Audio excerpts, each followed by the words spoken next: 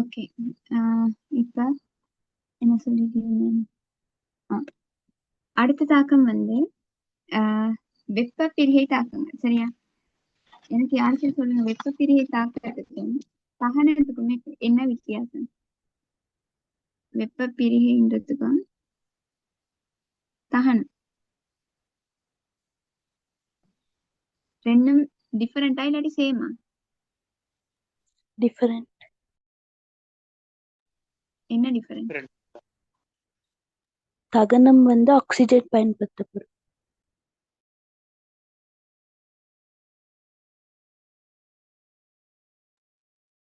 Okay, வேற? வெப்பப்பிரிகை தாக்கங்கள்ல வந்து oxygen பயன்படுத்துறதில்லை, நேரடியான வெப்ப சக்தியினால் அது பிரிப்படுகிறது. தகனம் வந்து ஆக்சிஜனோட தாக்கம் புரியும், கார்பன் ஆக்சிஜன். ஓகே, சரி, ஓரளவு விளங்கிக்க உங்களுக்கு. அப்ப இது இப்ப வெப்பப்பிரிகை தகனம்ன்றது செல்லாக்களுக்கு வந்து ஒரே மாதிரி விளங்கும். ரெண்டுமே வந்து இந்த பத்த வைக்கிறது, நெருப்பு நெருப்பு கொடுத்து பத்த வைக்கிற அந்த மாதிரி நினைப்பாங்க. வெப்பப்பிரிகைன்னு சொன்னா ஒரே ஒரு இந்த தாக்கி தான் இருக்கும். இப்ப கால்சியம் கார்பனேட்னா ஒரே ஒரு தாக்கி தான் இருக்கும். இதுக்கு நீங்க ஒரு வெப்பத்தை கொடுப்பீங்க, நீங்க கொடுக்குறாரு. நீங்க வந்து தொகுதியா சூழலா? நீங்க என்ன சொல்றது? நாங்க சூழல் சூழல். நீங்க வெப்பத்தை கொடுத்தீங்க, சூழலால வெப்பத்தை கொடுத்தீங்க. அதை கொடுத்து இந்த கால்சியம் கார்பனேட் வந்து அதை அகத்துடிஞ்சு அவர் ரெண்டு விளைவா உருவாகுவார், கால்சியம் ஆக்சைடும் கார்பன் டை ஆக்சைடும். சரியா? இப்ப இது வெப்ப பிரிகை தாக்கம்னு சொல்றது வந்து ஒரே ஒரு பதார்த்தம் தான் தாக்கி சைட்ல இருக்கும். அவருக்கு நீங்க அதிகமான வெப்பமான கொடுக்கணும், நீங்க கொடுக்கணும். சூழலால கொடுத்து அவர் அதை அகத்துணிஞ்சு இப்படி அவரை உடைச்சு கொள்வாரு. இப்ப சொல்லுங்க, நீங்க பெரிய வெப்பத்தை கொடுத்தீங்க, இப்ப இவர் வந்து அக வெப்ப தாக்கமா புற வெப்ப தாக்கமா?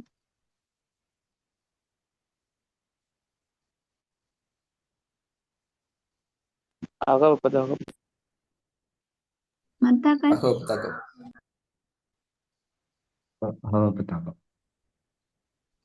வெப்ப தாக்கம். ஏன்னா நீங்க தான் வெப்பத்தை கொடுத்தீங்க. சரியா? நீங்க வெப்ப சக்தியை கொடுத்தீங்க, அவர் அதை அந்த பார்டரை தாண்டி எல்லையை தாண்டி உள்ளுக்கு இருக்கிற ரசாயன சக்தியா எடுத்து, அதிக ரசாயன சக்தியை எடுத்து அவர் அதை உடைச்சி இப்படி விளைவுகளை உருவாக்கினாரு. அப்ப எல்லா வெப்ப பிரிகை தாக்கங்களுமே, இப்ப வெப்ப பிரிகை தாக்கங்கள்னு ஒரு செட்டே இனோகனிக்ல அப்படியே அவங்க யார தந்தாலுமே அவங்களோட பேப்பர்ல இல்லாட்டி அவங்களுக்கு இது ஒரு வெப்ப பிரிகை தாக்கம்னு சொல்லுவாங்க. நீங்க படிக்காத ஒரு தாக்கத்தை தந்தா அவங்க அது என்ன செய்ய ஒரு க்ளூவா தருவாங்க. வெப்ப பிரிகை தாக்கம் சொன்னாலே உங்களுக்கு விளங்கிடணும், அந்த தாக்கத்துல டெல்டா ஹெச் வந்து பிளஸ் அக வெப்பம்ன்றது. நான் சொல்ற விளங்குதா?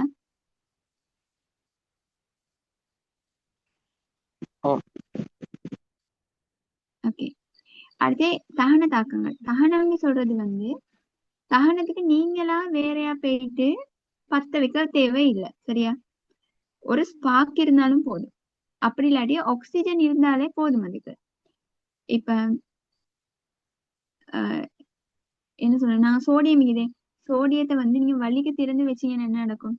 வலிக்கு திறந்து வச்சீங்கன்னா வலியிலேயே ஆக்சிஜனோட தாக்கம் அடைஞ்சு அது வந்து அந்த தண்ணியில ஓடி தெரியும். அப்படி பாத்துப்பீங்க, வீடியோஸ் எல்லாம் பாத்துப்பீங்க. அந்த மாதிரி நடக்கும்.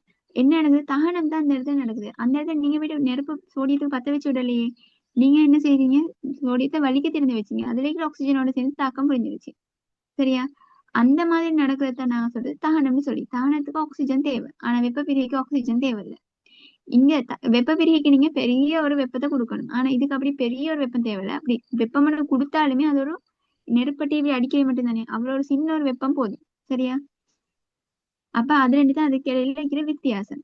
இப்ப நீங்க சொல்லுங்க, தகன தாக்கங்கள் வந்து புற வெப்ப தாக்கமா அக வெப்ப தாக்கமா?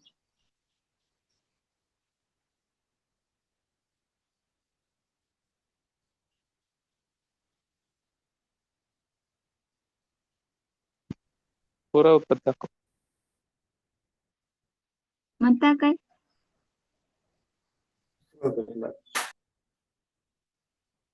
என்னது? புற வெப்பம். மத்தாக்கள் சொல்லுங்க.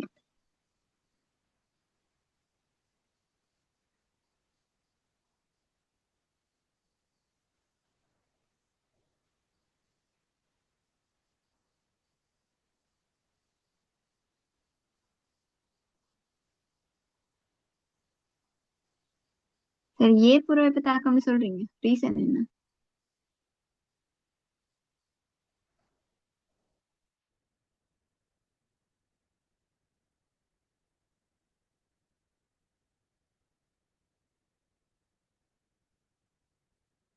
Reason please. ஒக்சிஜனோட அந்த இதோட தாக்கம் புரியாக்க அதுல இருந்து சக்தி விடுவிக்கப்படுறது.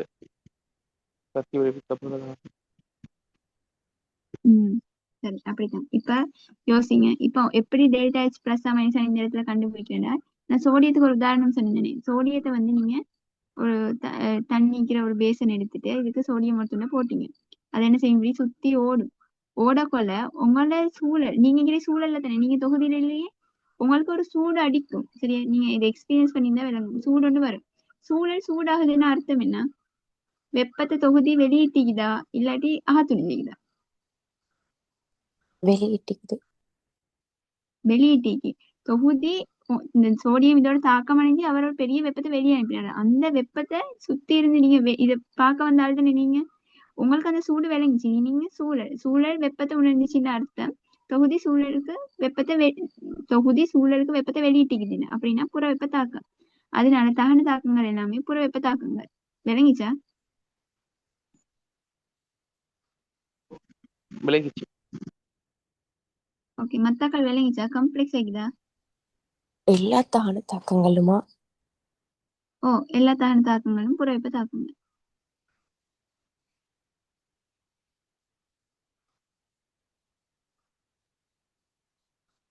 சும்மா யோசிங்க. தானம்ன்றது ஏதாச்சும் ஒண்ணு பத்துறது தானே.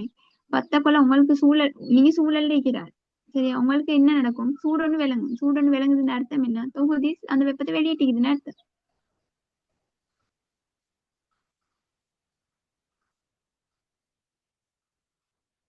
விளங்கிச்சா? விளங்கிச்சு. ஓகே, டவுட் என்ன கேளுங்க. ஓகே, இப்ப எல்லா வெப்ப பிரிய தாக்கங்கள், மகா வெப்பம், எல்லா தகன தாக்கங்களும், புற வெப்பம் அப்படின்னு எழுதணும். இப்படி ஒவ்வொரு மெத்தட் நான் சொல்லிக்கொண்டு வந்தேன். பிணை புடைக்கிறத வச்சு, உருவாக்குறத வச்சு, வெப்ப பிரிகை தாக்கம்னா எப்படி வரும், தகன தாக்கம்னா எப்படி வரும், பாடமாக்க வேண்டிய தாக்கம் எது, அதே மாதிரி வேற இந்த மூலக்கூறு கவர்ச்சி விசைகள் உருவாகுதுன்னா எப்படி டெல்டா H பிளஸ் மைனஸ் வருது, அதெல்லாம் சொன்னேன். அப்படி இல்லாம டெல்டா H கணிக்கிற ஒரு முறையை நான் சொன்னேன். ஸ்டார்ட்லயே சொல்லிக்கிறேன். சூழல் குளிருதுன்னு சொன்ன சொல்லுங்க. சூழல் குளிருதுன்னா டெல்டா H என்னது? தொகுதியில டெல்டா H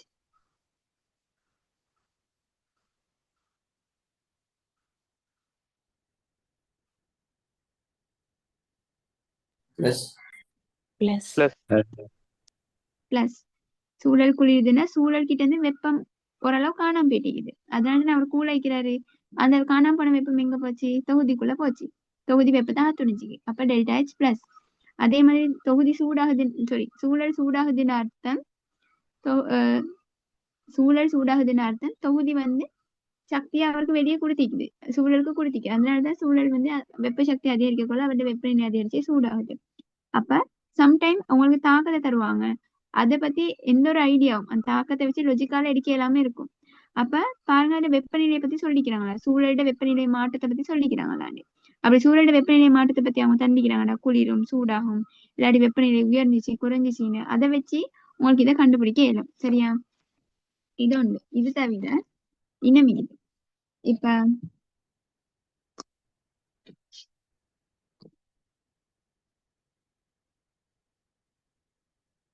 இன்னொரு தாக்கம் தான். இப்ப சோடியம் இருக்குது. சோடியம் இருந்துச்சு. சோடியத்துல இருந்து நான் ஒரு இலத்திரனை வெளியே எடுக்கிறேன். எடுத்தா சோடியம் பிளஸ் ஆகும், ஒரு இலத்திரன் வெளியே வரும். இத லொஜிக்கால சொல்லலுமான்னு பாருங்க. இது டெல்டா H பிளஸ் தான் மைனஸ் ஆனது.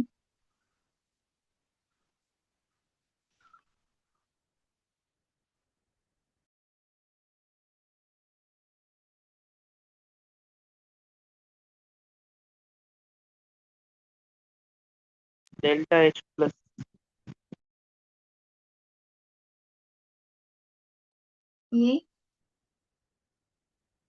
சோடியத்துல பிணைப்பு சோடி அந்த ஈட்டோட்டு லத்திரங்கள்ல இருந்து நம்ம சக்தியை வழங்கி அந்த பிணைப்பை உடைச்சு ஒரு லத்திரனை விடுவிக்கிறோம். இப்போ நம்ம சக்தி வழங்குறதால சூடுல இருந்து நம்ம சக்தி வழங்குறதால அது delta H plus.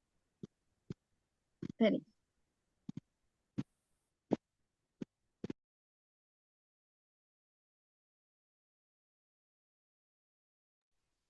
Sorry, sodium இருக்குது. சோடியத்துல 11 இலத்திரன்கள் இருக்குது. அது ஓட்டுல சுத்தி கொண்டு இருக்குது. அதுல கடைசி இலத்திரன் இருக்குதானே, அந்த இலத்திரனை வேறாக்குறதுனே நாங்க இது படிக்கிறோம். முதல்ல என்ன நடந்துச்சு, சோடியம் இவங்களுக்கு எல்லாம் ஒரு கவர்ச்சி விஷயம் இருக்குது. அதனாலதான் இவர் இதுக்குள்ள சுத்தி கொண்டிருக்கிறாரு. இவரோட இவர் செட் ஆகி இருக்கிறாரு. நாங்க என்ன செஞ்சுக்கிறோம், இந்த பொண்டை உடைச்சு இவரை தூக்கி வெளியே அனுப்பிட்டோம். 2 பேரை பிரிச்சு விட்டோம். ஒரு வீட்டுக்குள்ள இருந்தாக்களை பிரிச்சு விட்டாச்சு. இப்ப பிரிக்காண்ட என்ன செய்யணும், நாங்க சக்தி கொடுக்கணும். சக்தி கொடுத்து தானே நாங்க ஒரு இலத்திரனை கலெக்டர் அயனாக்க சக்தின்னு படிச்சுக்கிறோம். அப்ப ஒரு சக்தியை கொடுத்து கலெக்டரும். அப்ப அதனால எல்லா இலத்திரன் அகற்றும் தாக்கங்களும் அப்படின்னா எல்லா அயனாக்க சக்தி தாக்கங்களுமே வெப்ப தாக்கங்கள். நாங்க சக்தியை கொடுத்துதான் அவங்களை பிரிக்கணும். தனக்குள்ள இருக்கிற ஒரு இலத்திரனை தானே வெளியே எடுக்கிறோம். அப்ப நாங்க தான் அவங்களை பிரிக்கணும். நாங்க சக்தி கொடுக்கணும்னு அர்த்தம். சரியா? அப்ப டெல்டா H பிளஸ். அப்ப எங்கேயாச்சும் தாக்கம் ஒன்று அயனாக்க சக்தி மாதிரி ஒரு தாக்கம் ஒன்று வருதுன்னா டெல்டா H கண்டுபிடிக்க அந்த இடத்துல தேவைன்னா நீங்க இதை யூஸ் பண்ணி கண்டுபிடிக்கணும். சரியா? அதே மாதிரி இலத்திரன் ஏற்றல் தாக்கம். சரியா? இலத்திரன் ஏற்றுக்கொள்றது. உதாரணமா ஆக்சிஜன் இருக்குது. இதுக்கு ஒரு இலத்திரனை கொடுத்து நீங்க O- ஆக்குறீங்க. இவர் தனியே இருந்தாரு, இவர் இப்ப இவரோட செட் ஆக்கினார். அது மட்டும் தானே நடந்துச்சு. இந்த இலத்திரனை இவர் கொடுத்து O- ஆக்கிக்கிறோம். அந்த இலத்திரன் தானே இது. 2 பேர் செட் ஆகிக்கிறது மட்டும் தானே நடந்துச்சு. பொண்டு உருவாகி மட்டும்தான் இது. அப்படின்னா அதுக்கு நாங்க சக்தி கொடுத்து உடைக்கொண்டிலே உருவாகுது தானே, தானாவே உருவாகிடும். சக்தியை வெளியிட்டு உருவாகிடும். அதனால இலத்திரன் ஏற்றல்னு சொல்றது டெல்டா H மைனஸா வரப்போகுது. சரியா? இதுல கொஞ்சம் விதிவிலக்கு இருக்குது. அது நான் இந்த இடத்துல சொல்லல. இதுல நோட்ல நான் எழுதிக்கிறேன், ஆனா நான் சொல்லல. இதை நான் போற ஒரு இடத்துல சொல்றேன். சரியா? இப்போதைக்கு இதை விளங்கிக்கோங்க. இது 2 விளங்கிச்சா?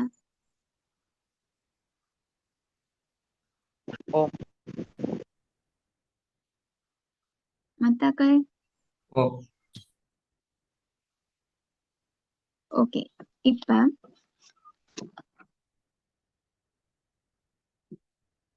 சரி, நோட்டுக்கு என்ன செய்றீங்க? நோட் எழுதுறீங்களா, பிரிண்ட் எடுக்கிறீங்களா, என்ன செய்றீங்க? போன்ல வச்சுக்கிறீங்களா?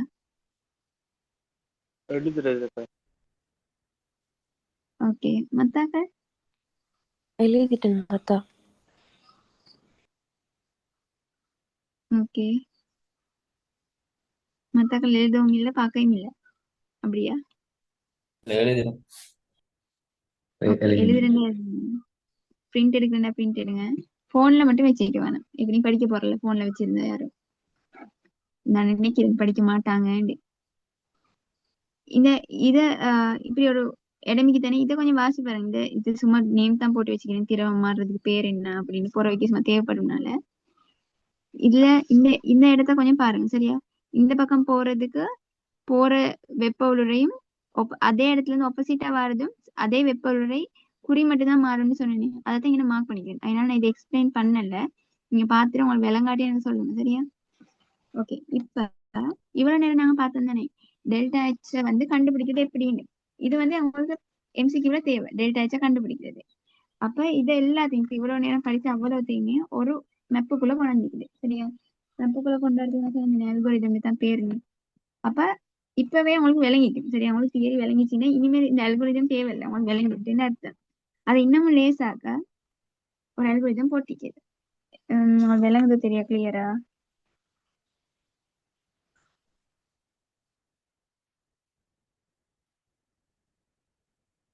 விளங்குதா? ஃபுல் பேப்பர் உண்டு.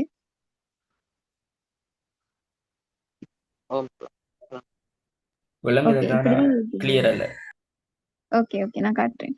இப்ப இது வந்து என்தல்பினா வெப்ப உருளை தானே.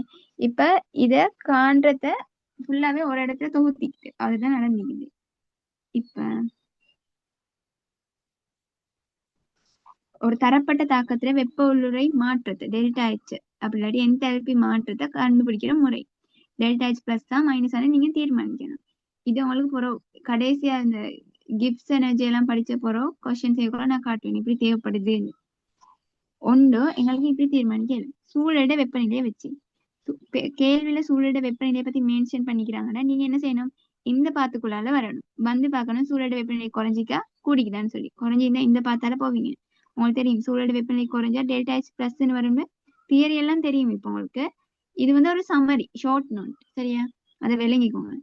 அப்ப டெல்டா H பிளஸ் வருது. இப்ப இன்னொன்னு சொல்லிக்கிறாங்க சூழலிட வெப்பநிலை கூடும்னு சொல்லி. அப்படின்னா இப்படி சூழலிட வெப்பநிலை கூடுதுன்னா டெல்டா H மைனஸ் அப்படின்னு இதுக்குள்ளால வருவீங்க. இப்ப இதுக்கு இப்படி இருந்ததுக்கு இதுக்கு பின்னிக்கிற ரீசன் உங்களுக்கு தெரியும் சரியா, அதனால நான் அதெல்லாம் எக்ஸ்பிளைன் பண்ணல. இப்ப நான் இங்க சும்மா போட்டு வச்சுக்கேன் சரியா, இது டெல்டா ஹெச் மைனஸ் வரையலும் அப்படின்றது சும்மா உதாரணம் மட்டும் போட்டு வச்சுக்கிறேன், அது தேவையும் இல்லை. அது தவிர வேற எப்படி சொல்லணும், இப்ப இன்னொரு தாக்கத்துல டெல்டா ஹெச் அவங்களுக்கு கண்டுபிடிக்கணும், ஆனா அவங்க வந்து பிணைப்பு உருவாகிறது உடையிறத வச்சு கண்டுபிடிக்கிற மாதிரி இருக்குது. இப்ப பிணைப்பு உருவாகுது உடையுதுன்னு அவங்க சொல்ல மாட்டாங்க, நீங்க பாக்கணும்.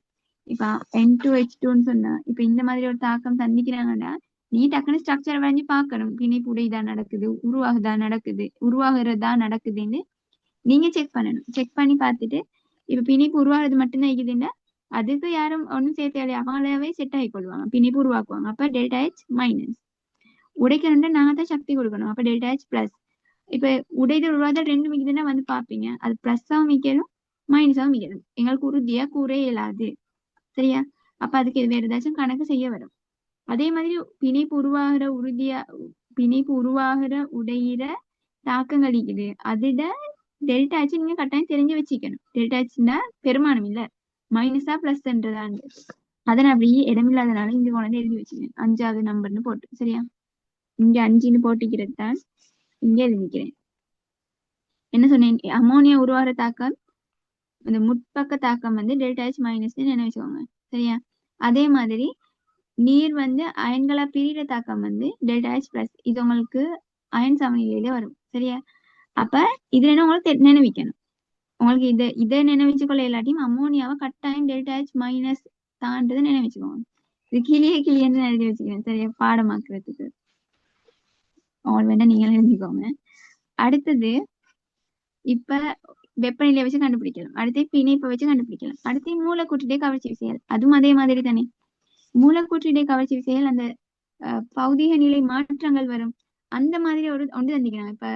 இப்ப திண்ம கார்பன் வந்து திரவ கார்பனா மாறுற ஒரு தாக்கத்தை சொல்லிக்கிறாங்க. அவங்க டிரெக்டா சொல்லாம திண்ம கார்பன் இப்படி ஒரு கொள்கலத்துல அடைக்கப்பட்டுச்சு, அது திரவ கார்பனா ஒரு அமுக்கத்துல மாறிச்சு அப்படிதான் தந்திப்பாங்க. நீங்க தான் எடுக்கணும் என்ன, அதுல இருக்கிற தாக்கம் வந்து திண்ம கார்பன் திரவ கார்பனா மாறினதுதான் தாக்கம், அது என்ன ஒரு பௌதிக நிலை மாற்றம்.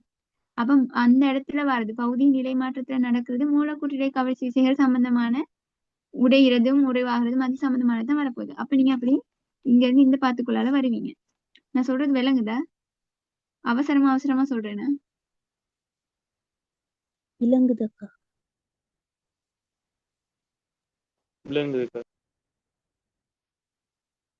ஓகே. அப்ப நீங்க பாப்பீங்க இப்ப திண்மம் ஒன்று திரவமா மாறுதுன்னா என்ன நடந்துச்சு, மூலக்கூற்றிடை கவர்ச்சி விசைகள் உடைக்கப்படுகிறது. ஏன்னா திண்மத்துல நல்லா நெருக்கமா தான் நிற்கும், திரவத்துல கொஞ்சம் லூஸா இருக்கும். அப்ப கவர்ச்சி விசைகளை நாங்க உடைச்சிக்கிறோம்னு அர்த்தம். அப்ப டெல்டா ஹெச் பிளஸ்ன்னு வரப்போகுது. அதே மாதிரி உருவாகுறதுன்னா டெல்டா ஹெச் மைனஸ்ன்னு வரப்போகுது. அதே மாதிரி ஒரு திண்மம் உண்டு, அயன் திண்மங்களோட நீர்ல கரையிறத பிளஸ்ஸா மைனஸான்னு சொல்லல சரியா. அதை பத்தி இங்க ஒரு நோட் வந்து சும்மா போட்டு வச்சுக்கிறேன், இது உங்களுக்கு வாசிச்சா விளங்கும் ரைட். அதே மாதிரி வேற ஒரு மெத்தட் எப்படி, வேற எதை வச்சு எங்களுக்கு டெல்டா ஹெச் மைனஸா பிளஸ் கண்டுபிடிக்கணும், இலத்திரனை வச்சு. இலத்திரனை அகற்றினோம்னு சொன்னா அயனாக்க சக்தி தானே, அது நாங்க சக்தி கொடுத்துதான் அகற்றணும். அப்ப அந்த தாக்கம் கட்டாயம் டெல்டா ஹெச் பிளஸ்ஸா இருக்கும். அதே மாதிரி இலத்திரனை பெற்றுக்கொள்ற ஒரு தாக்கமா இருந்துச்சுன்னா இலத்திரன் நாட்டு சக்தி, அப்படி இல்லாட்டி இலத்திரன் ஏற்ற சக்தின்னு தான் இப்ப சொல்றேன், அந்த மாதிரி இருந்துச்சுன்னு சொன்னா அது வந்து தனக்கிட்ட ஒருத்தர எடுத்துக்கொண்டு நெருக்கி கொண்டது, அப்ப டெல்டா ஹெச் மைனஸா வரும் சரியா. அதுல கொஞ்சம் விதிவிலக்கு இருக்குது, நான் அதை புறவு சொல்றேன் சரியா. அது இங்கே ஒரு சின்ன இது ஒன்று இருக்குது, உங்களுக்கு பார்த்து வரும். வாயு வந்து நீர்ல கரைச்சா டெல்டா ஹெச் மைனஸ், ஒரு அக்வஸை வந்து அக்வஸ்ல இருந்து வாயு பிரிச்சு எடுத்தோம்னா டெல்டா ஹெச் பிளஸ். இது நான் ஆல்ரெடி எக்ஸ்பிளைன் பண்ணது. இப்ப அது இந்த இடத்துல இருக்குது சரியா, கேஸ் அக்வஸா மாறுறது இந்த இடத்துல மார்க் பண்ணிக்கிறேன், அதை சும்மா எக்ஸ்ட்ராவா மார்க் பண்ணிக்கிறது, அதை நினைச்சுக்கோங்க. இப்ப சில தாக்கங்கள்ல வந்து இது ஒரு பாக்ஸ் உண்டு, சில தாக்கங்கள்ல பிணைப்பு உடைதல் உருவாகுதல் ரெண்டும் நடக்கும், மேலும் மூலக்கூற்றிடை கவர்ச்சிகள் உருவாகுதல் உடைதல் அது நடக்கும், மேலும் இலத்திரன் இலத்திரேற்றல் இது நடக்கும், மேலும் சில தாக்கங்கள்ல இந்த மூணுலையுமே வந்து மூணுமே நடக்கவும் மேலும் ரெண்டு நடக்கவும் மேலும். அப்ப அந்த மாதிரி இடங்கள்ல நாங்க கணக்கு செஞ்சு அந்த ஹெஸ்ட விதியை போட்டு அப்படியே ஒவ்வொன்று செஞ்சுதான் கண்டுபிடிக்க இருக்குது. அப்ப அதை நாங்க புற பார்ப்போம். இது ஜஸ்ட் ஒரு அல்கோரிதம். இப்ப உங்களுக்கு சம்டைம் அல்கோரிதம் தேவைப்படாது, ஏன்னு சொன்னா உங்களுக்கு ஆல்ரெடி கன்செப்ட் விளங்கிடுச்சுன்னா தேவையில்லை, எல்லாம் மைண்ட்ல இருக்கு. நான் சொன்னது விளங்கிச்சா, அவசரமா சொன்னேனா? இல்ல விளங்கி. எல்லாருக்கும் விளங்குச்சா? விளங்குச்சு. ஓ ஓகே. இப்ப நான் உங்களுக்கு ரெஜிஸ்ட்ரேஷன் நம்பர் ரீநேம் பண்ண சொல்றது தானே. அப்ப நீங்க ஒவ்வொரு தரக்கையும் ஜாயின் ஆகக்குள்ள திரும்ப திரும்ப ரீநேம் பண்றதுக்கு உங்களோட டிஸ்பிளே நேம்ல போயிட்டு இந்த நம்பரை போட்டே வச்சா லேசி. நான் ஏன் போட சொன்னேன்னா எனக்கு வந்து டெய்லி யாரு கிளாஸ் வாரேன்னு பாத்துக்கொள்ளணும். அப்பதானே அந்த இடையில வர ஆட்கள் எப்படியுமே அவங்களுக்கு விளங்காது. அப்ப இவங்களை வச்சுதான் நான் சொல்லி தரது விளங்குதா இல்லையான்னு எனக்கு ஒரு ஐடியா இருக்கேன். அதுக்குதான் நான் போட சொல்றது. மத்தது இப்ப எனக்கு நோட்டீஸ் ஆகிட்டு யார் 2 நாள் வந்தன்றது நோட்டீஸ் ஆகிடுச்சு. இப்ப நீங்க என்ன செய்யணும், இந்த அல்காரிதத்தை நான் போடுவேன், இப்ப குரூப்ல போடுவேன். நீங்க இத நீங்களா படிச்சு இப்ப இவ்வளவு நேரம் சொல்லி தந்த நீங்களா படிச்சு விளங்கி நீங்களா போட்டு எனக்கு அனுப்புங்க. சரியா? இந்த சாட்டை முடிச்சுக்கணும். அதுக்கப்புறம் அதுக்கு பின்னுக்கு இடம் வச்சுக்கோங்க. சரியா? ஏன்னா என்ட்ரோபிக்கு ஒரு சார்ட்டும் போடைக்குது, அதே மாதிரி கிப்ஸுக்கும் ஒரு சார்ட் போடைக்குது. அப்ப இப்படி ஒரு ஃபுல் ஸ்கேப் எடுத்து இது மாதிரியோ உங்களுக்கு விளங்க தானே இப்படி போட்டு அவங்களுக்கு நல்ல அந்த மாதிரி போட்டு எனக்கு எழுதி அனுப்புங்க, இன்னைக்கு அனுப்புங்க. ஏன்னா நாளைக்கு கிளாஸுக்கு அப்படி செய்யுங்க. அடுத்தது விளங்கி தானே, நான் அடுத்ததுக்கு போறேன்னா ஒரு சின்ன பாட்டு தான். இப்ப என்னன்னா அழகு. இப்ப நான் இவ்வளவு நேரம் டெல்டா எச்சுக்கும் வந்து அழக வந்து சும்மா ஒரு கிலோ ஜூல தான் சொன்னேன். ஆனா உண்மையானது வந்து கிலோ ஜூல்னு நான் சொல்றது இல்ல, கிலோ ஜூல் மூல் -1 தான் சொல்லுவோம். சரியா? ஏன்னா இப்ப நான் இங்க எழுதிக்கிறேன் ஒரு கதை உண்டு. இப்போதைக்கு எங்களுக்கு தெரிஞ்சது வந்து டெல்டா ஹெச்ன்னு சொல்றதுக்கு வந்து அழகு கிலோ ஜூல் எண்டு. இது வந்து எண்டுன்னு அர்த்தம். சரியா? கிலோ ஜூல் எண்டுன்றத அப்படி எழுதிக்கிறேன். ஒரு பதார்த்தம் கொண்டிக்கிற ரசாயன சக்தியை தானே நாங்க வெப்ப உள்ளுரைன்னு சொல்றோம். அந்த வெப்ப உள்ளுரைக்கான அலகு தான் கேபிட்டல் H. சரியா? அந்த ரசாயன சக்தி தான் Hன்னு சொல்றோம், வெப்ப உள்ளுரைன்னு சொல்றோம். சரி, இப்ப ஒரு பதார்த்தத்துல சைஸ் பெருசாக கூட கூட அவட சக்தியும் வேறுபடும் தானே. இப்ப 12 கிராம் கார்பன் எடுத்தோம்னா அதுக்குள்ள 2 கிலோ ஜூல் சக்தி இருக்குதுன்னா நான் அதை விட கூட கார்பன் எடுத்தேன் அர்த்தம் அதுக்குள்ள கூட சக்தி இருக்குதுன்னு சொல்லி தானே. ஏன்னா சக்தி இப்ப அது கொண்டிக்கிற சக்தி தானே அது. அப்ப ஒரு பதார்த்தம் கொண்டிக்கிற சக்தின்னா அந்த பதார்த்தத்தை அளவு கூட கூட அது மாறிக்கொண்டே போகும், கூடிக்கொண்டே போகும். அப்ப இதை வரைவிலக்கணப்படுத்துறேன்னு சொன்னா இப்ப எனக்கு சொல்லி இருக்கணும் 12 கிராம் 2 கிலோ ஜூல் சக்தியை கொண்டிருக்குன்னா 24 கிராம் 4 கிலோ ஜூல் சக்தியை கொண்டிருக்குதுன்னு அர்த்தம். அப்படின்னா சொல்லி போறதுக்கு பதிலா ஒரு அலகுக்கு டிஃபைன் பண்ணிட்டாங்கன்னா எங்களுக்கு லேசி தானே. 12 கிராம் கார்பன்றது என்ன, ஒரு மூல் கார்பன் தானே. இதுக்கு 10ஆம் ஆண்டுல. சரியா? 12 கிராம்ன்றது ஒரு மூல் கார்பன். ஒரு மூல் கார்பனுக்கு 2 கிலோ ஜூல் சக்தி தான் கொண்டிக்குது. அதுதான் அவரோட வெப்ப உள்ளுரை. அதுதான் அந்த கார்பன் ரசாயன சக்தின்னு அவருக்கு தெரிஞ்சிருச்சுன்னு சொன்னா அதை டிஃபைன் பண்ணிட்டாங்கன்னா ஒரு மூலுக்கு 2 கிலோ ஜூல் இருக்குதுன்னு சொல்லி இனி எத்தனை மூளை தந்தாலுமே இதை வச்சு கண்டுபிடிக்கணும் தானே. 10 மூல் தந்தாங்கன்னா 10 தர 2 கிலோ ஜூல் மூல் -1 போட்டீங்கன்னா அதுல இருக்கிற சக்தி எவ்வளவுன்னு கண்டுபிடிச்சிருவீங்க தானே. அதுக்காக அவங்க என்ன செஞ்சாங்கன்னா கிலோ ஜூல்னு வைக்காம கிலோ ஜூல் மூல் -1க்கு வரைவிலக்கணப்படுத்தினாங்க. அப்படின்னா ஒரு